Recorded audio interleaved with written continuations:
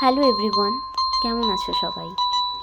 সেদিনকে ছিল 25শে ডিসেম্বর, আর আমি রেডি হয়ে কিছু কেক নিয়ে বাচ্চাদেরকে কেক দেবো বলে চলে গিয়েছিলাম।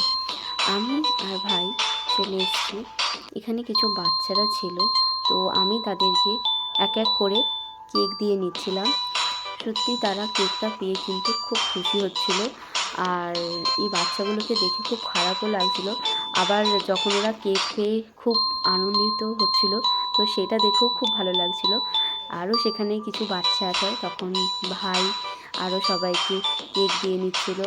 তো সবাই এক এক করে আরও অনেকজন আসছিল কেক নেওয়ার জন্য।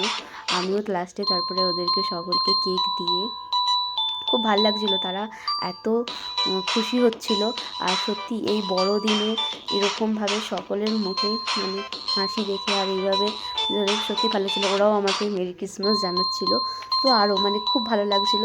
আমার আর আমার ভাই সত্যি খুব ভালোভাবে দিনটা কেটেছিল। আর তারপর আমরা গিয়েছিলাম ভিক্টোরিয়ার সামনে, তো সেখানেও কিছু বাচ্চাদেরকে কেক দিলাম। তারপরে তারাও খুব আনন্দিত হচ্ছিল। তো সেদিন মিলে টোটালি খুব ভালো কেটেছে দিনটা।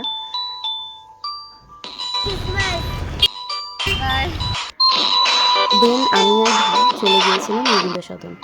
তারপরে রবীন্দ্র সদনে তো এখন সত্যি এত ভিড় ছিল, তার সাথে মানে দারুণ দারুণ জিনিস বসেছিলো দেখার জন্য। তো সেখানে অনেক কিছু স্টেজে প্রথমে গান শুনেছিলাম আমরা।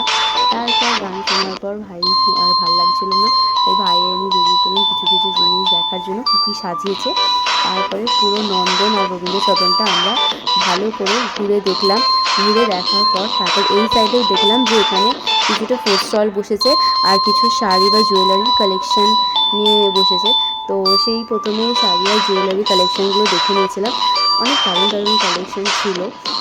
তারপর সেগুলো আমি আর ভাই দেখে, যদিও আমার ভাইয়ের খুব একটা ভালো লাগছিল না, আর সে বেচারে হাঁটতেও পারছিল না খুব একটা, তো তাও কিছুটা ঘুরে নিয়ে আমরা একটা জায়গায় বসেছিলাম। তারপর বসার পর ভাই বলছিল খিদে পাচ্ছে, তো সেই জন্য আমি আর ভাই মিলে চলে গিয়েছিলাম রবীন্দ্র সদনের পিছন দিকটাতে মোমো খাওয়ার জন্য। তো তারপরে সেখানে গিয়ে আমরা একটু মোমো খেয়ে নিয়েছি। আর তারপরে এখানে দেখো বিকালের লাইটিংটা কীরকম, কতটা সুন্দর, দারুণ লাগছিল। কিন্তু একদম সন্ধ্যেটা সবে সন্ধে হচ্ছে, তাতে এত সুন্দর কলকাতাতে সেজে উঠেছিল সেই সময়টা, সত্যি খুব সুন্দর লাগছিল সেই জায়গাটা। তারপরে আমি আর ভাই আবার চলে আসি নন্দনে।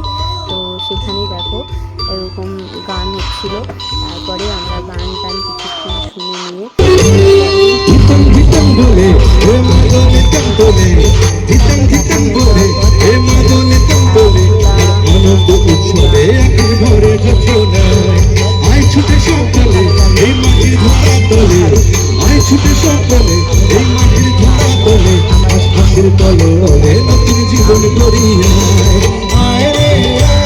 ওখানে ফটো তুলি, আর অনেক বন্ধুও সত্যি হয়ে গেছিলো।